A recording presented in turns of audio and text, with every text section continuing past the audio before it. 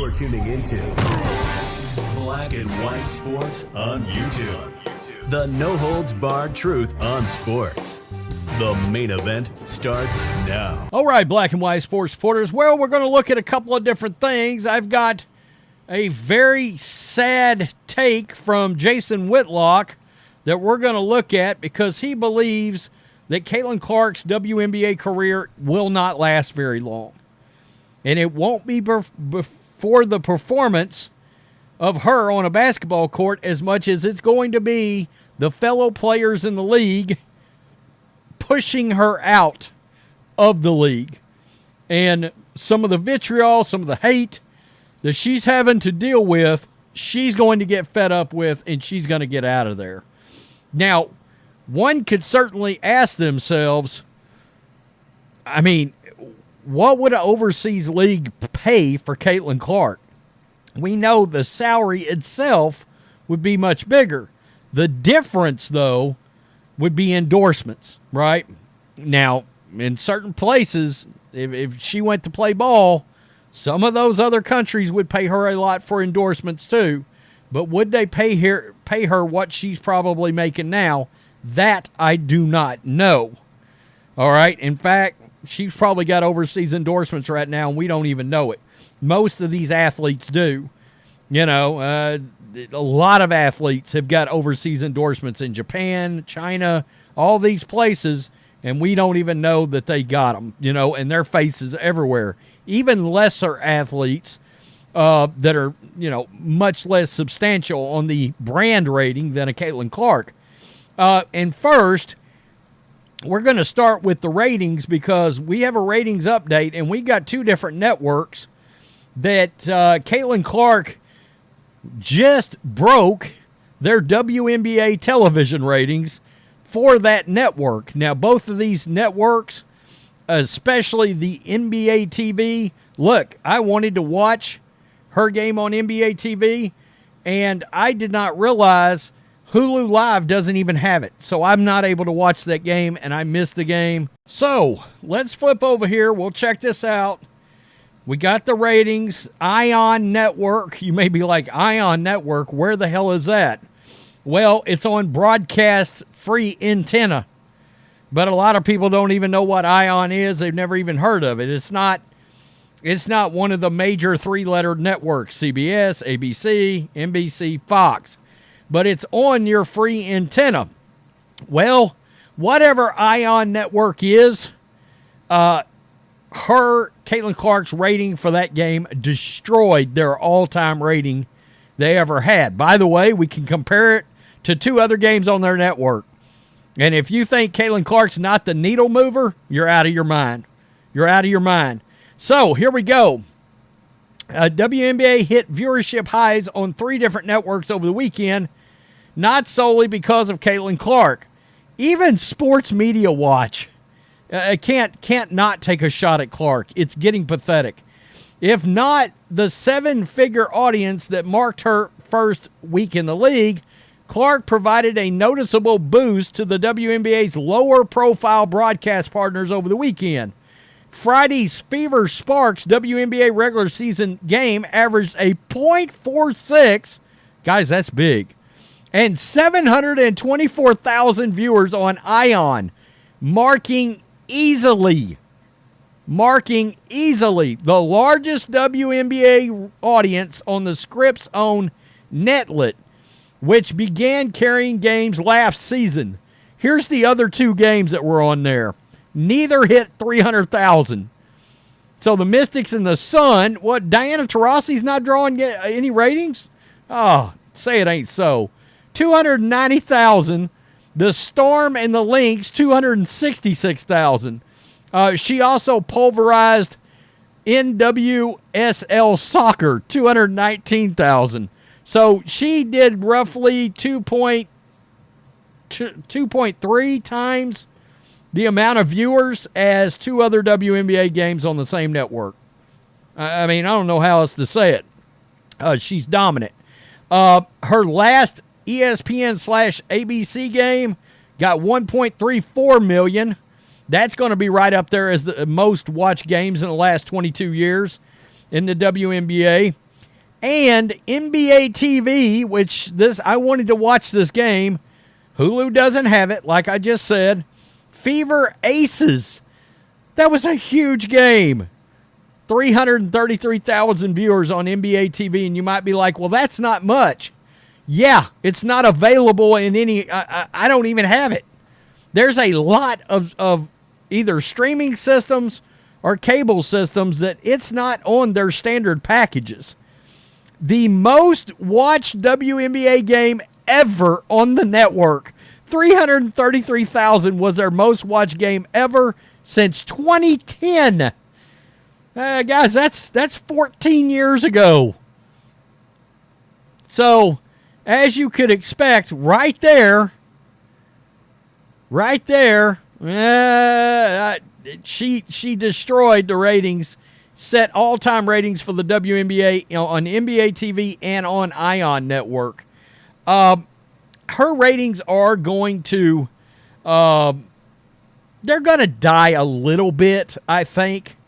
But I don't think it's going to be a lot, and I don't think it's going to be because of Caitlin Clark. I think it's going to be because of how bad that team is as a whole. All right? People are just, no matter how dominant she is, if they can't win some games here, some of the interest is going to fade just a little bit, okay? Now, if they mess around and win 3 or 4 games and they look like they're going to get competitive, which they have been more competitive lately, I think the ratings will hold steady. And if somehow, some way, she can sneak into the playoffs, the ratings are really going to end up being big. So, this is what Jason Whitlock said, and it's sad, but Jason could be right. We all know who Jason is. He's over at The Blaze. He's got a great podcast. He's on YouTube, formerly of ESPN and Fox Sports. And he's not happy with the treatment of Caitlin Clark by these other players and by the league as a whole. I'm not happy with it either. So this is what he said. Quote, take even Jackie Robinson, who faced death threats and had justifiable reasons to fear for his physical safety, but setting that aside, he could step to the plate and control his own destiny. In other words, he didn't have to rely on the play of his teammates as much. His level of success, he wasn't relying on Pee Wee Reese or anybody else on that Dodgers team to help him put a bat on the ball and move runners around the bases.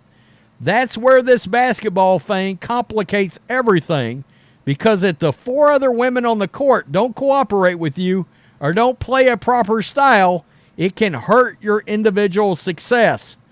So here's Caitlin Clark averaging 17 to 18 points a game. While she's averaging quite a few turnovers, they're 1 and 7. She's not going to experience the level of individual success she's used to, and team success is really going to be problematic. She's going to lose a lot of games this year, and I think that's going to wear her out. The reward for sacrifice and putting up with all the stupidity is, quote, well, at least we're winning. At least I'm having individual success. I think she's going to be denied both. And I think she's going to be mentally damaged, that she'll never be able to live up to her full potential. 2 years from now, a year from now, 3 years from now, she might say, hey, I've had enough of this. I'm going to do something else. It's not just black WNBA players. It's the lesbian crew. The Diana Taurasis, the Sue Birds, the Breonna Stewarts. They're right. Them with them in terms of the hatred of Caitlin Clark. So he's saying it's the black players and the lesbian players that are going to, in part, drive her out of this league. Beyond all of that, as an opposing player, I do want to compete as hard as I can against Caitlin Clark. Just my individual competitive nature and spirit can do that. I think the strategy that teams are employing to pick her up 3/4 court, and as soon as she tries to initiate offense at the top of the key, let's blitz her, let's double team her. I think it's a great strategy that tears apart that Fever team. Some of the stuff they're doing is justified. But all of this complaining, quote, we all should get the same publicity, and Angel Reese is just as big part of this. Everybody can see the hatred. It's over the top. I just don't think it's going to stop, and eventually I think it's going to break her. So, that may seem like extreme comments by Jason Whitlock, but she is putting up with hell right now. She is, okay? And it does have me concerned. Now, by the other token, the other night, look at that game she had. It was a fantastic performance. It really was. So I think maybe she is going to have better individual success than I think maybe somebody like Jason thinks. I could be wrong. Averaging 17 to 18 points a game is pretty good. But I think most of us believes she was probably going to be more like 22, 25, 28, something like that. And there was going to be some all-timeness to all of this. He's saying we may never get there because between the lack of success as a team combined with all of the crap she's putting up with, that she's going to throw up her hands and say, all this hatred I'm getting from these players and the physical toll it's putting on me because they're beating the crap out of her on the court. I mean, some of these fouls are ridiculous, and you can tell. There's, I did a video the other day, and a WNBA analyst came out and said the animosity towards her on the court feels different. It's because they hate her, and that's why. So when they play somebody and they're just playing them hard, it's one thing, right?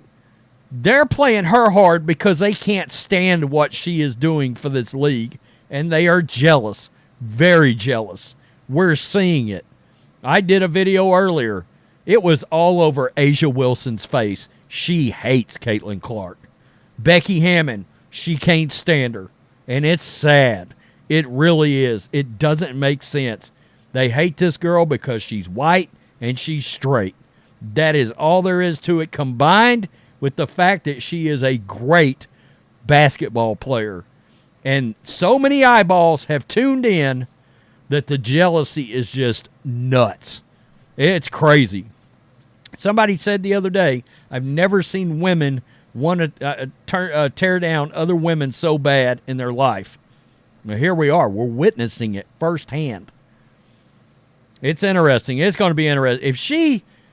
If she holds up to all this and becomes a top 5 WNBA player ever and plays 12 years, wins a couple of titles, man, she will have went through hell to have done it. Tell me what you think. Is Whitlock right? Is she going to throw up her hands and say to hell with this league? I get his point. And the ratings are still big, even on little networks that a lot of us can't even get. Peace. I'm out. Till next time. Thanks for watching the show. Be sure to like, comment, and subscribe. Be sure to tune in next time on Black and White Sports.